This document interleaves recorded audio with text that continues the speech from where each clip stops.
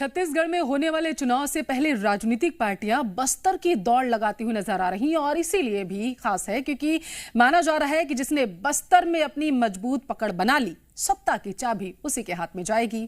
लेकिन ये बस्तर की डगर इतनी आसान नहीं होने वाली और अब इसी बस्तर को लेकर सियासत का पारा भी हाई हो गया है।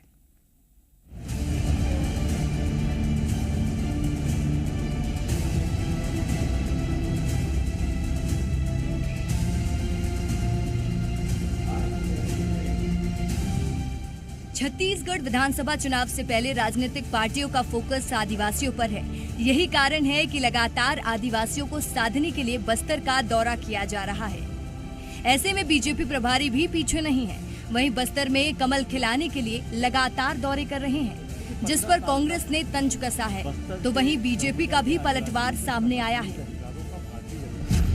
15 साल तक बस्तर के सरगुजा के आदिवासियों के संवैधानिक अधिकारों का भारतीय जनता पार्टी शोषण करती रही।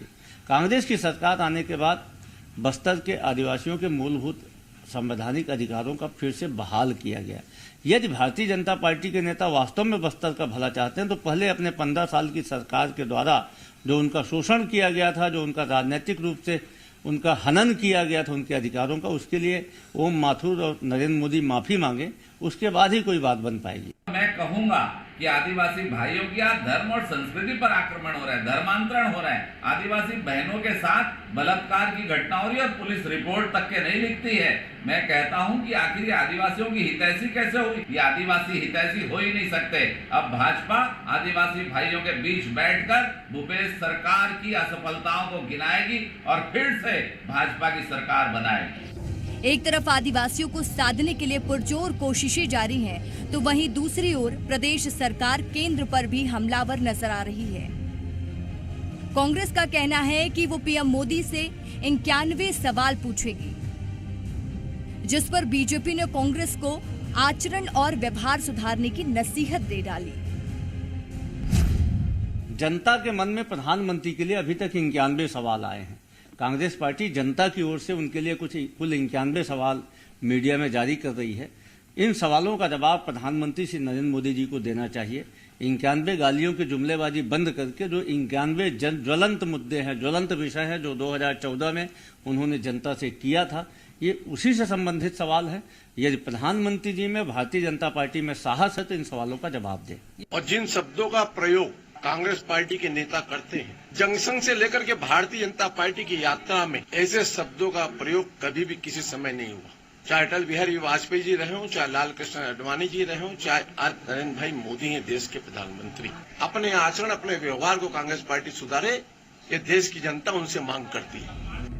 छत्तीसगढ़ में चुनाव से पहले प्रदेश और केंद्र दोनों ही मुद्दे पर सियासत देखने को मिल रही है। जहां कांग्रेस दोनों मुद्दों के साथ बीजेपी पर हमलावर है, तो वहीं बीजेपी केंद्र की नीतियों के सहारे प्रदेश में एक बार फिर पैठ बनाती नजर आ रही है। ब्यूरो रिपोर्ट, जी मीडिया। और इस मामले की ज्यादा जानकारी लेंगे। रजनी ठाकुर रायपुर से लाइव जुड़ चुके हैं। रजनी, बीजेपी प्रदेश प्रभारी का बस्तर दौरा है और इससे पहले सियासत भी जोरों पर शुरू हो चुकी है। बीजेपी का कहना है कि इस बार बस्तर में हम अपनी पैठ जरूर बिठा लेंगे ताकि सत्ता पर काबिज हो सके। वहीं सारी सीटें क्योंकि कांग्रेस के पास है रजनी, तो सत्ता की चाबी वो जाने नहीं चाहेगी। रजनी, पूरी जानकारी आपसे लेंगे।